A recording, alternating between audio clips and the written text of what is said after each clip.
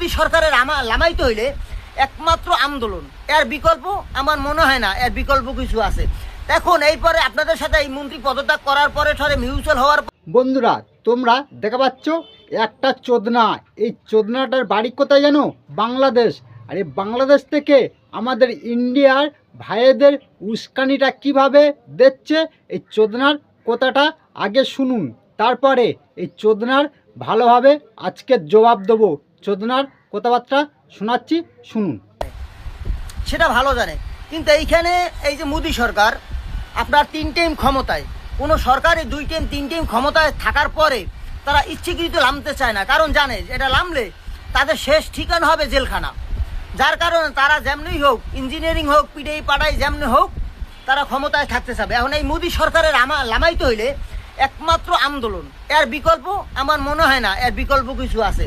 এখন এইপরে আপনাদের সাথে এই মন্ত্রী পদত্যাগ করার পরে ঠরে মিউচুয়াল হওয়ার পরে এই সরকারকে আবার কেমনে আপনারা নামাবেন? কারণ উনি নির্বাচন দিয়ে নামবে না, কোনো কায়দায় নামবে না, হলে উনি জানে ওনার ঠিকানা হলো জেলখানা।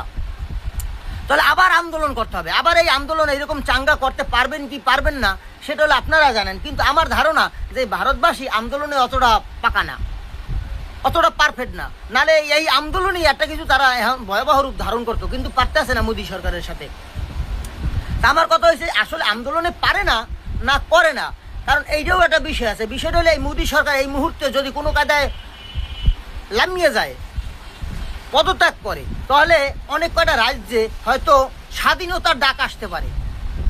এখন ভারতের লোক এই যেমন কিছু কিছু দল আছে, পার্টি আছে, তারা কি চায় না এরকম যে মোদী এখন লামুক?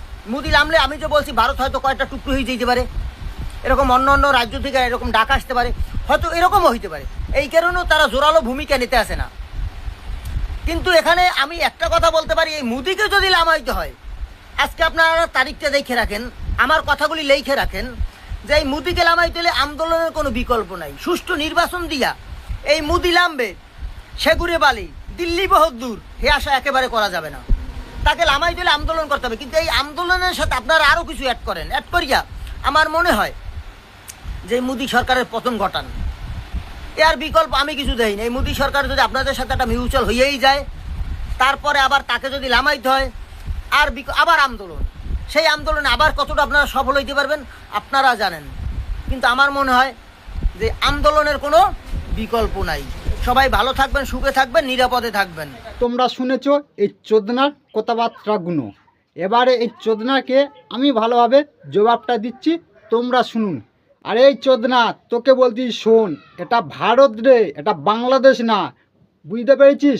তোরা বাংলাদেশ থেকে উস্কানি দিবি, আর আমাদের ভারতের ছেলেপুলেরা তোদের উস্কানির কথা শুনে লাপালাপি করবে, পশ্চিমকালে না। আমাদের ইন্ডিয়া একটা নিয়ম আছে, বুঝতে পেরেছিস? সেই নিয়মটা সবাই মেনে চলে না। এটা ইন্ডিয়ায় একটা আইন বলে কথা আছে, বুঝতে পেরেছিস? আর তোদের বাংলাদেশে বিশেষ করে সেই আইনটা নিস। আর তোদের বাংলাদেশে কি অবস্থাটা হচ্ছে সেটা আমরা দেখা পাচ্ছি বিশেষ করে। আর এটা বাংলাদেশ পাসনি, তুই বাংলাদেশ থেকে ইন্ডিয়ার লোকেদের উস্কানিতে কথাবার্তা বলবি, ভারতের লোকেদের উস্কানি দিবি, আর তোর উস্কানির কথা শুনে ভারতের লোকেরা লাপালাপি করবে, এটা ভুল। কি বলেছি বুঝতে পেরেছিস ভালোভাবে? আর শোন, তোরা একটা করে দুয়াইলা পোটাক, বুঝতে পেরেছিস? নিজের দেশটা আগে খবর নে, তারপরে অন্য দেশের কথা বলতে আইবি। আর একটা কথা বলছি শোন, তুই আমাদের ভারতের ছেলেপুলেদের প্রতিবাদ করতে বলতেছিস, তোর কাছটা শিখবে না। তুই হচ্ছিস একটা দুয়াইলা, তোর জন্মের ঠিক নেই। তোর যদি জন্মের ঠিক থাকতুক তাহলে এইভাবে কথা বলতিক না। আর তোদের কথা শুনে আমাদের ভারতের ছেলেপুলেরা লাফাবে না, বুঝতে পেরেছিস? ওদের সেই বুদ্ধিটা আছে, ওরা ভারতের আইনটা মেনে চলে না। শোন, তোর কথা শুনে আমাদের ভারতের ছেলেপুলেরা কেউ লাপালাপি করবে না। আর তোরা কি ধরনের মাল সেটা আমাদের ভারতের ছেলেপুলেরা জানে। তোরা হচ্ছিস কি জানিস? পাকিস্তানের একটা করে জারজ সন্তান। তোর মা হয়তো পাকিস্তানের সাথে ঠাপিয়েছিল, বুঝতে পেরেছিস? নিজের দেশটা আগে খবরটা নে, তোর দেশের লোকজনেরা খেতে পায় না, আর তুই আবার আমাদের ভারতের ছেলেপুলেদের উস্কানি দিচ্ছিস। একটা কথা বলছি শোন, এটা ভারতবর্ষ, ভারতের নিয়ম একটাই, আর সবাই সেই নিয়মটা মেনে চলে। তোদের মতন কিছু দুয়াইলার বাচ্চা কথা শুনে আমাদের ভারতের ছেলেপুলেরা লাফাবে না। কি বলছি ভালো করে বুঝতে পেরেছিস?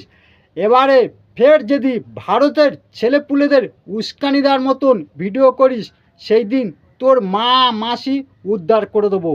আজকের এই তোমাদি তোকে বললাম। আর বন্ধুরা, ভিডিওটা বেশি বড় করলাম না, এই চোদনার জবাব দেবো বলে ভিডিওটা এই তোমাদি করলাম। ভিডিওটা ভালো লাগলে ভিডিওটা শেয়ার করুন, আমাদের ফেসবুক পেজে পাশে থাকুন। ভালো থাকুন, সুস্থ থাকুন।